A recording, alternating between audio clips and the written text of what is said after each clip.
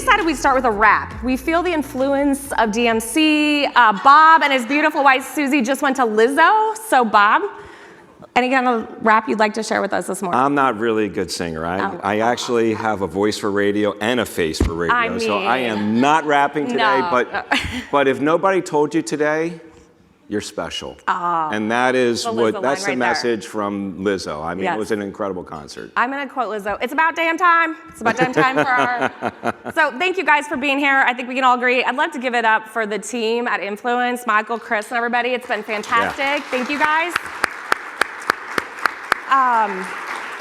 So Bob and I have this really big topic talk about all the things in care, now do it in 30 minutes. And we were thinking, we don't want to sit up here and just yak at you and boil the ocean. And we've had great sessions, but not as much Q&A. And so we really thought we'd pivot this morning. We really did this like game time. And just take some Q&A after we set stage. So we'd love to just have a chat together and talk, because we've covered a lot of really deep topics, that really thought-provoking things at all levels, starting from the dinner on Sunday night. And that's really where we want to spend our time. So we thought we'd just set a little bit of stage about our backgrounds, if you don't know Bob and me, and our perspectives, and answer a couple questions that we've created. And then we'd love just like have a chat. Let's talk about issues in home care. And we are the leaders. And I think that's the big theme for Bob and I, is we're the leaders. It's a time of change. This is our moment. It really is this moment. It is about damn time. And we all need to step into that space. So we just wanted to create an opportunity to have a chat. So with that, Bob, if you don't know, is an incredible home care leader. He's been at this 30 years. He started when he was like, what, 15? Yeah, 20? Not quite. But he's built this incredible business, and it really stemmed, he'll tell his why, but stemmed from family caregiving. For so many of us, that's the basis. But he has seen it all in 30 years in terms of change and what's coming. And he's really in the field. He's an owner-operator. He's there every day. And so he's really bringing perspective to today's conversation that's about that. Like, what are we seeing in the field? What am I seeing as an incumbent, a pioneer in this industry? So as you think about questions, Bob's really got that take. I'm with Home Instead and Honor. Home Instead, we're a large franchise organization. We have 1,200 locations around the globe. I've been at the franchisor, so I'm not an owner-operator. I'm really more at that balcony level, and I'm in my role the last decade. I've been out and about in the world nationally and globally, because we are international, really looking at trends and a lot of the forces we've been talking about over the last several days and that are on our mind. You know, healthcare coming to the home, tech, the change readiness of the world, government policy, et cetera. And so I kind of bring that perspective. So as we were talking, we thought, you know, we have this kind of point-counterpoint perspective on the world of care, and we'd love to share that and answer questions for all of you. So I think that's where we're going. Did I miss anything, Bob? I think you teed it up beautifully. All right, perfect. You really did. Okay. You're really good at that. Oh, no, you, Bob. Really. So Bob, we have just a few minutes. We want to touch on the why. We always like to start with the why. Angelo started his Medicare session like, why? Why are you in home care? Why you been doing this for 30 years, dude? Well, you know, I guess 30 years ago, we started this thing because we wanted to make a difference in the way care was being delivered. And if you dial it back to 1985, my brothers and I, my dad, we became quote unquote accidental caregivers for my mom. And you know, it was very different then. There weren't home care companies. There was home health care companies, but not home care companies. And my folks moved to Scottsdale, Arizona, and in 1994, we stood up a home care agency to care for other people's moms and dads in the way we did. And one of the things that we learned was respite was so important.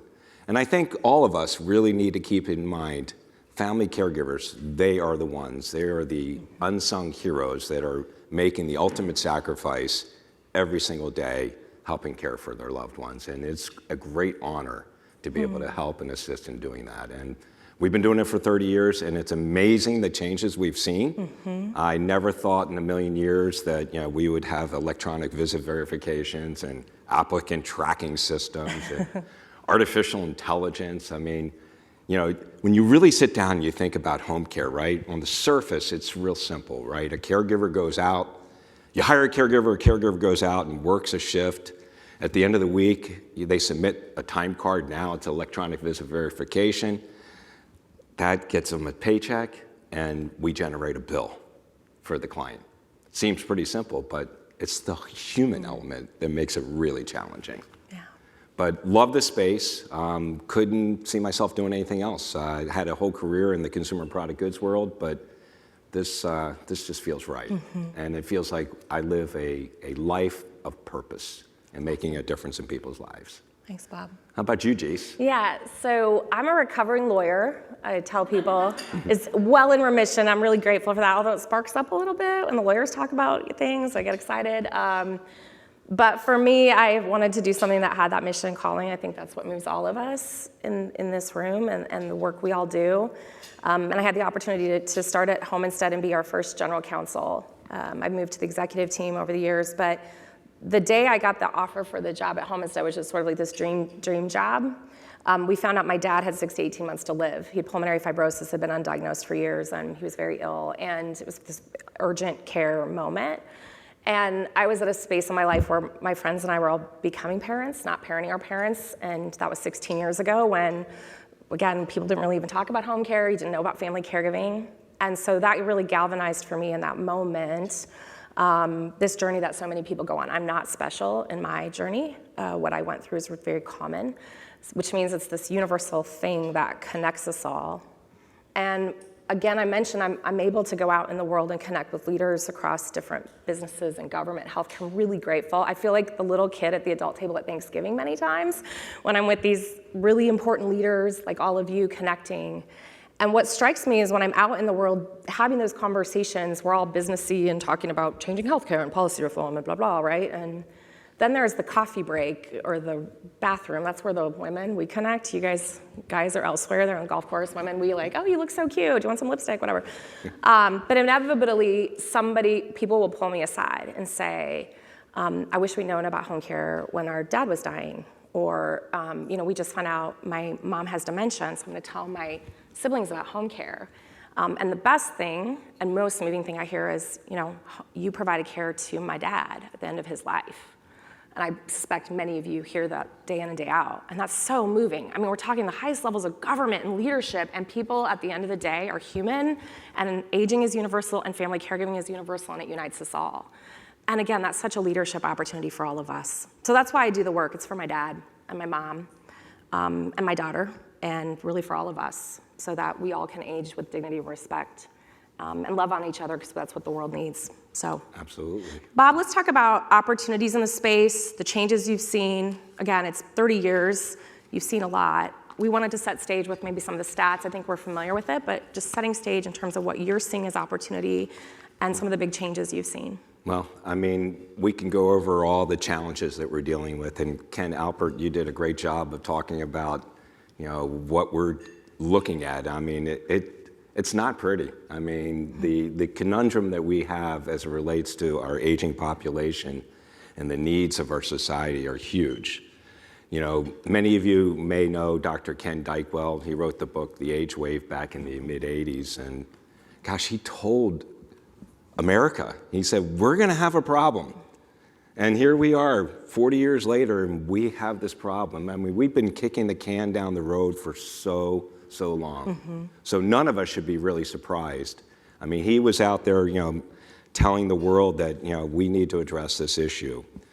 So really, what we're embarking on right now is what is referred to by the World Economic Forum as the fourth industrial revolution. And that industrial revolution they're talking about occurred between the pandemic, and they're saying between the pandemic and 2050. And what they're saying is the changes that are going to be brought about by this revolution is going to be faster, more volatile, and more further reaching than anything we've ever seen before. Every person on earth is going to be affected by this, and it's going to require us to make decisions that we never thought we would have to make. And the opportunities, while the information we're getting is dire, there's huge opportunities. I mean, I can remember my father, during the 1970s when we were looking at 18% interest rates, mm-hmm. and we were in a serious inflationary and recessionary period, and he and his friends did really well, but they took risks. And that's really what it's going to take for all of us, is we've got to be able to stand out there and take risks and be able to make, entrepreneurial type decisions. We don't want to be status quo, because if we are status quo, we're going to find ourselves obsolete. So there's a lot of opportunity out there. The one thing I want us to all remember is technology makes things possible, but people make things happen. So the tech stuff is really, really cool, but we're in the human care business. We're humans caring for humans, and we never, ever can lose sight of that.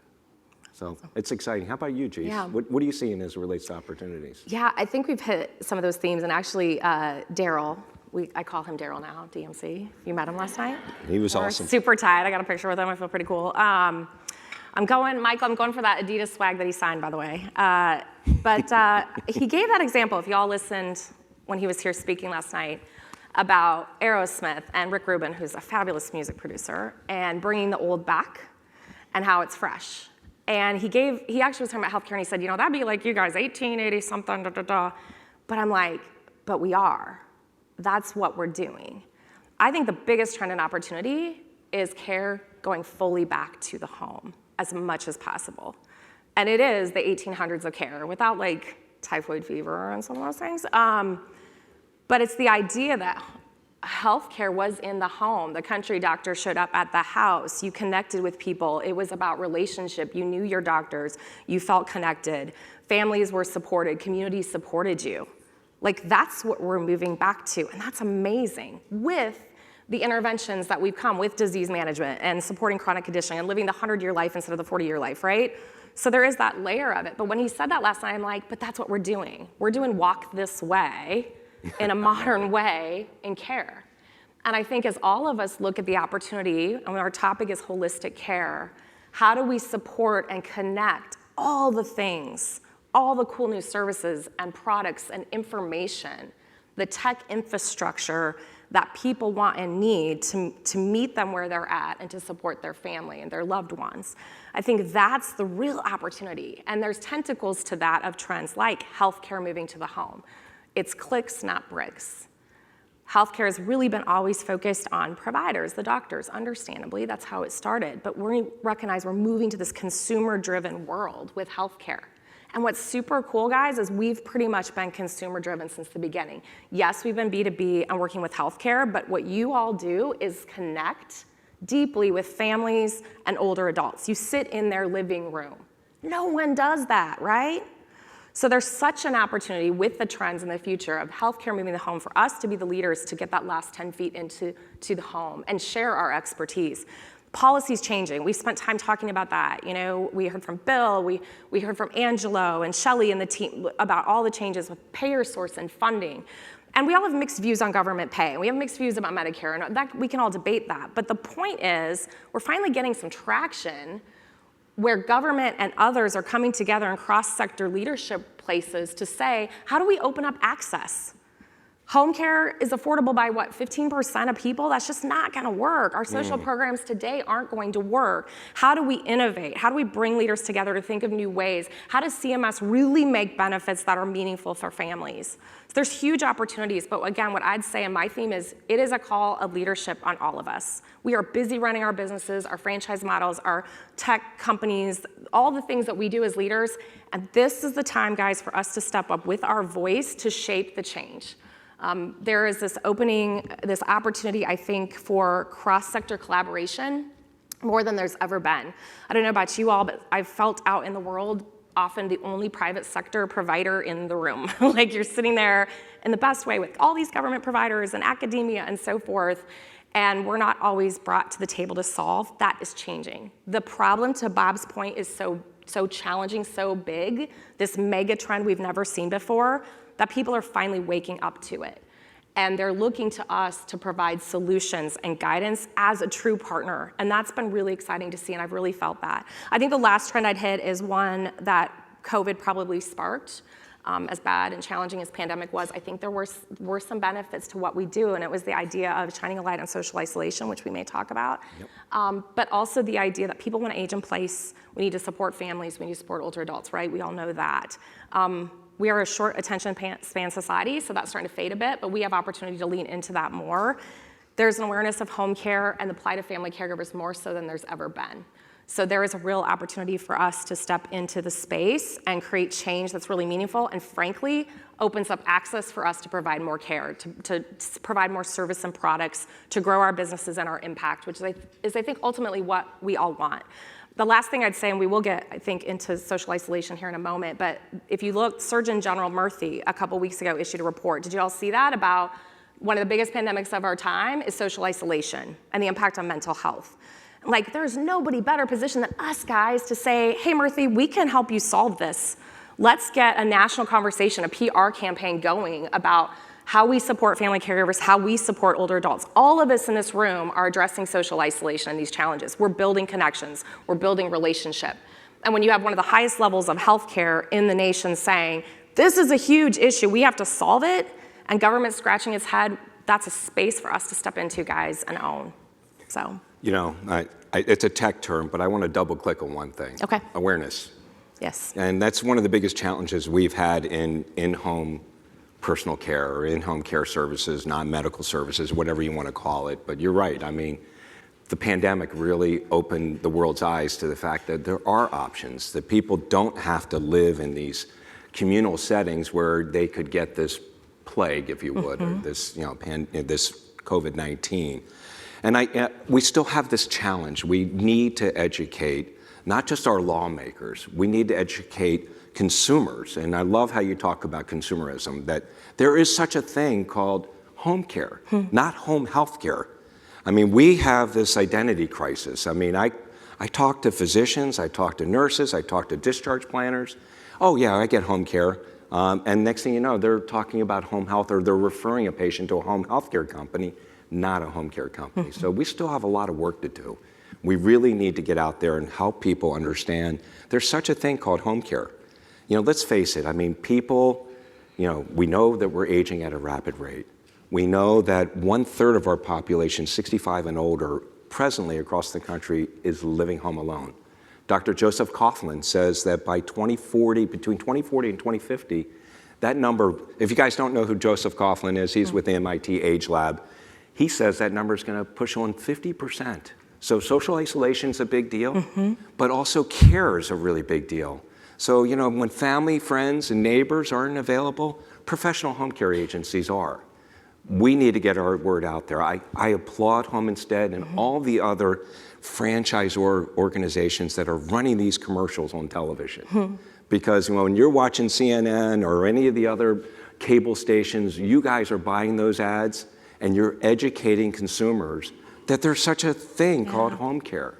So we have our work still cut out for us. Agreed. But the pandemic definitely shined a huge light on home care, being that's a good option for aging in place. I love how you said that, Bob. We've always felt rising tide lifts all ships. Like, there's enough demand to go around for all of us, guys. It's how we capitalize on that, how we unlock scale and capacity to meet it. And working together, like the industry coming together, again, this is the moment.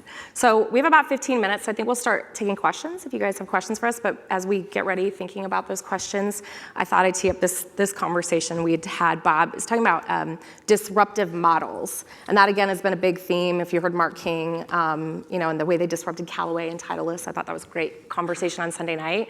But this idea of there's just reality, we have to do care differently. It doesn't mean we can't do a lot of things the same in terms of principle or the way we show up, but in terms of the actual structural model, we've been talking about different models of care. This idea of a 1-to-1 care pro ratio, caregiver ratio, which pretty much all have, I'm guessing. One older adult to about 1.2 care pros. When I started at Home Instead, we were closer to 1 to 2, almost 1 to 3. It's shrinking, not only for family caregivers, but in the industry. We're gonna have to think about how can we do a 1 to 50, a 1 to 100. Absolutely. And how do we use technology? We gotta talk about tech, of course, and ChatG. It's what kids call it now, ChatG. ChatG. Yeah, so let's talk about disruptive models that you're seeing, Bob, that you're using. You're doing some really cool things around dementia and how tech hits that. I'll hit it, and then we'd love to answer some questions if you guys have them. Well, first of all, AI is really the big news. Everyone's talking about it. And there are some tech players that are dabbling in this space right now. Some of you guys may be even using some of those artificial intelligence companies that are out there. But I mean, the fact is that we need eyes and ears in those homes when live caregiving can't be there. And unfortunately, the affordability piece is a real problem. And we're not going to get into that now. We talked a little bit about that yesterday, and we can talk offline about that. But we need to figure out how to deliver care in the home and make it ubiquitous and available to everybody. And artificial intelligence is going to play a big role in that. You know, there's a company I'm an advisor to in Scottsdale and Phoenix. It's called Taproot Solutions and Interventions. They have an app called Ella.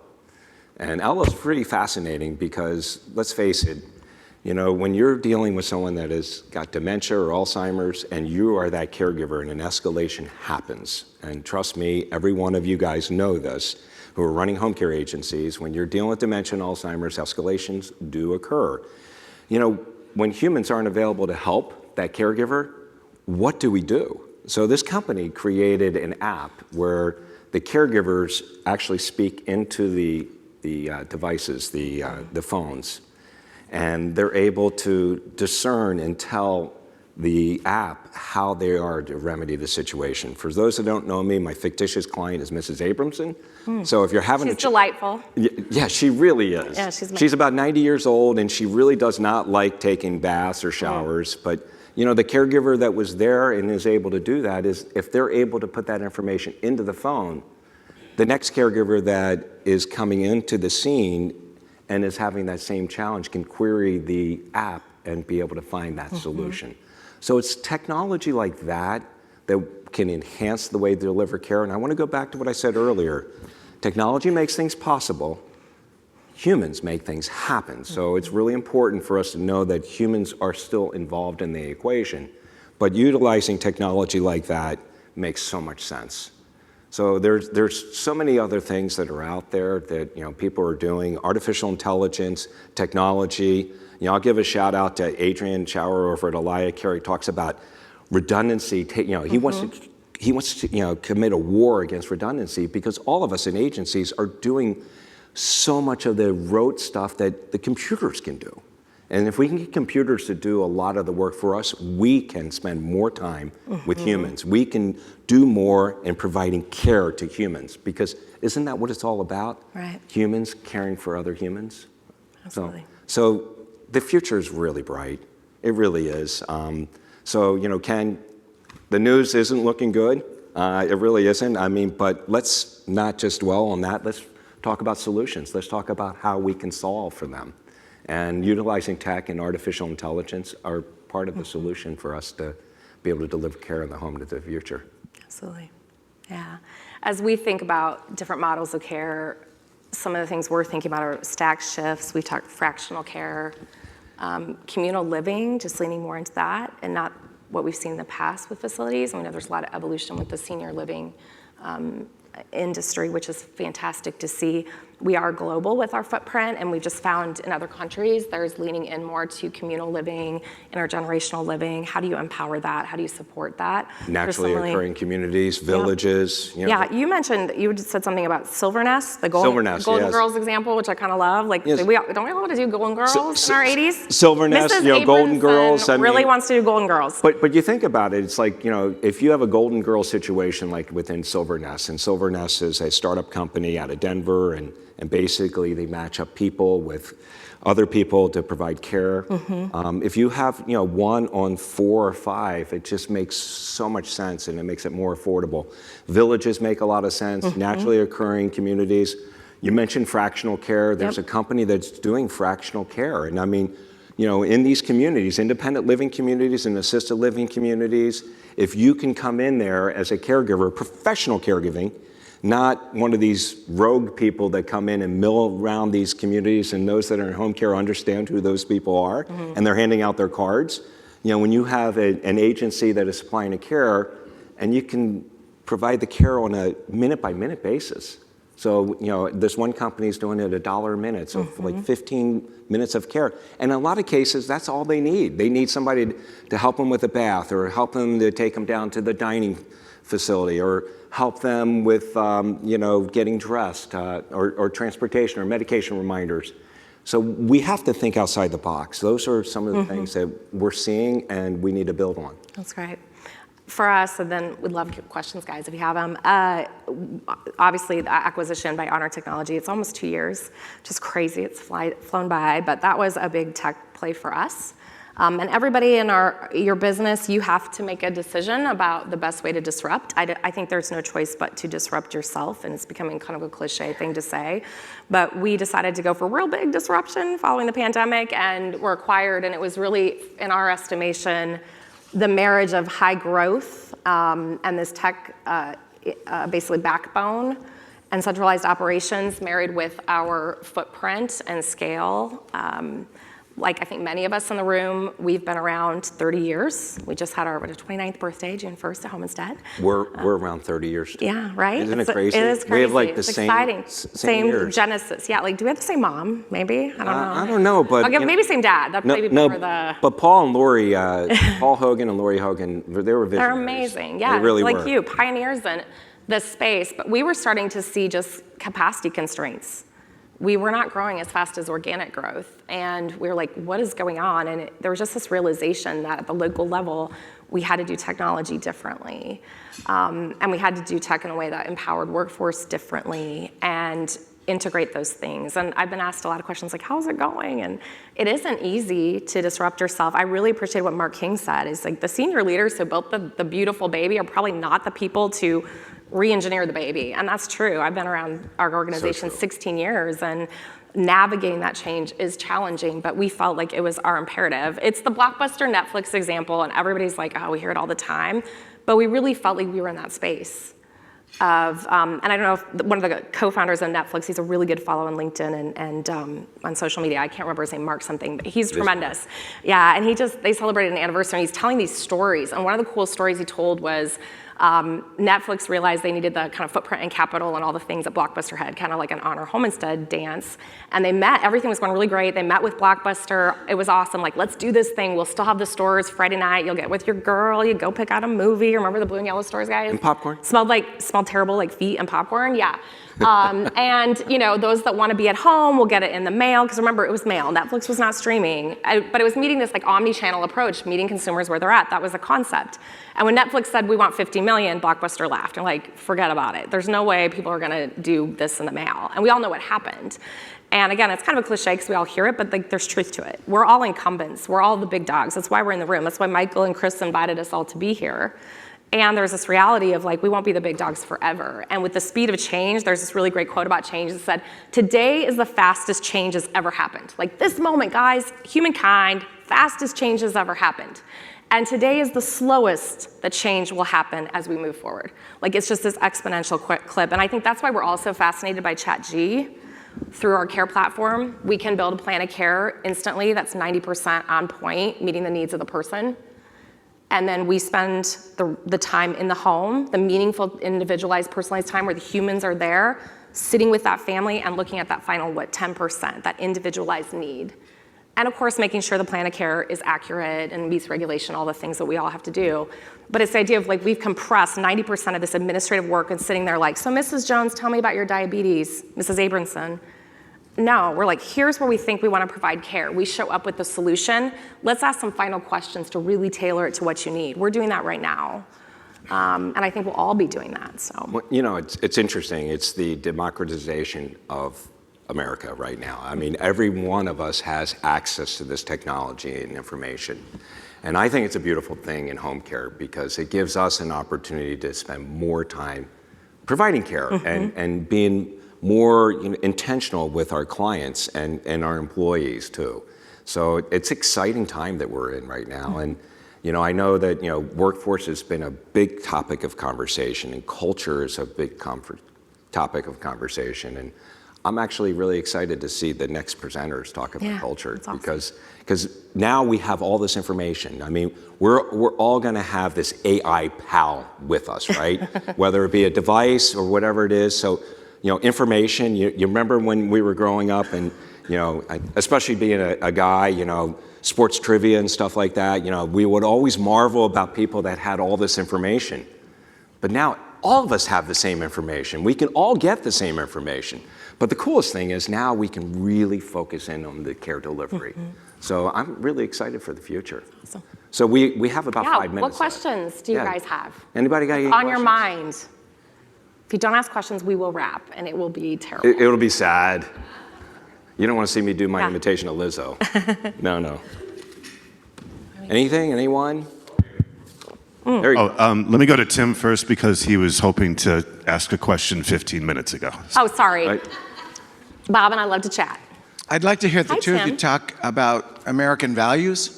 You talked about how only 15% of people can afford your services. By coincidence, we have all this week gotten to hang out with a bunch of millionaires, Yeah. either on the stage or in the bar. And where do those millions come from? The things that we value is what we pay for. So you're in the same position as like preschool childcare, who can't afford to pay their people, and people can't afford to use the service. So what's the deal with what we value and what we're willing to throw our money at? I think that's a great question, Tim, both perspective on that. We have this interesting dynamic, this symbiotic relationship of workforce that we want to pay really well, top of market, create career pathing and investment, and we need to create access to vulnerable population to support it. So it's not like a Starbucks, respectfully, where your latte's a couple dollars more because we're investing in workforce differently. We heard what Mark King and they're doing at Taco Bell. That's hundreds of millions of dollars to do, and we can all do that leaning in, but it's gotta be, I think, a multi-prong approach. The way we've looked at it is one of the things is technology and resources create a better care experience with our workforce. We think I appreciate what Brandy said yesterday. Yeah, you can pay $2 more an hour, but it's really not the solution. It's symptomatic. It's a holistic look at how we empower our workforce. And what we know is income security and agency over schedule and respect are three top needs when you talk about values that we know our care professionals want. And it is difficult. Like, it's a scheduling, it's a supply chain management issue that we all wrestle with in home care day in and day out. And so we believe that technology done right can allow better freedom and agency and choice for care professionals to pick their schedules and provide income security. Because we're not a store, where people know they can get, 10 hours of work these days or what have you. It's up and down all the time. So the more we can do around that is important. I think another thing we can do is this leadership opportunity with policy and access to funding. How do we unlock more ways for the middle class, the middle of our country, to be able to afford these services that we know help? And so there's things we're doing on that front. The last thing I'd say is we believe in doing good and doing well. You are absolutely right, Tim. We're in a room of really successful people. We have an obligation to give back to our communities and to do more. And I'm proud of what we've done at Home Instead Otter. We just launched a partnership with Meals on Wheels because we believe in addressing social isolation, and we know we can't possibly serve everyone, but we can do something for everyone. There's 10 million people in America that are socially isolated. Meals on Wheels provide meals to 2 million. There's a huge gap. So all of us could lean into in the industry that have these opportunities and encourage our franchises and others to give back to Meals on Wheels, to donate to Hilarity for Charity, HFC, win the DMC swag, and give back to these programs. Because there's not a one-stop solution. It's really this complex issue that has all these different economic constraints and pulls. So, the only thing I'll add is that we need to really work with our lawmakers. And I know that LHC and NAC, we're working on the Choose Home initiative, and that Choose Home initiative involved in-home care, personal care supportive services. And we need to have our government step up and help us care for our most vulnerable or one of our most vulnerable populations. So we're running out of time. Any last questions? I think we got one over here. Can we do one more question from John Cunick? Yeah, you guys, So great comments, everybody. And when you look at the holistic changes that you talk about creating and driving, for each one of you, what's the single one most important one if you netted it out? What's the holistic change you want to see take place? For me, I think the biggest change I want to see happen is really lift up the caregivers and lift them up. And, they are truly the warriors out there making a difference in people's lives. And, we need to recognize them. We need to appreciate them. And we need to figure out how to compensate them in a way that is meaningful so they're not just making a livable wage. We have this problem in our country. I mean, teachers, caregivers, those people that are on the front line, they get the least amount of respect and get paid the least as well. So I think we need to upgrade that. We need to do better with our caregivers. It's kind of a two-part answer. One is more about us and one is about the world. I would love to see more awareness. We've seen some awareness, but a greater awareness just across the average human about aging and family caregiving and this journey we all go through. We're seeing progress, but we really believe there needs to be a PR campaign around family caregiving and the experience that we navigate at the end of life supporting older adults we love. And if more people were aware of that and understood they were a family caregiver or that their colleagues are, their employees are, that we would give each other more grace, and we would also be connected to resources and support more quickly, which means we'd all be able to connect and serve with more people. So externally, I just love to see this greater awareness, and I think we're starting to get momentum, but it's a real opportunity. And that pivots to my final thought on it is the thing I'd love to see all of us do, and I think we do it well, but it's leadership. It's leaning into the space, guys. I'm very serious. It's this moment right now where all of us coming together can truly shape the future of home care and aging in place in ways I think we've all dreamed of for 30 years.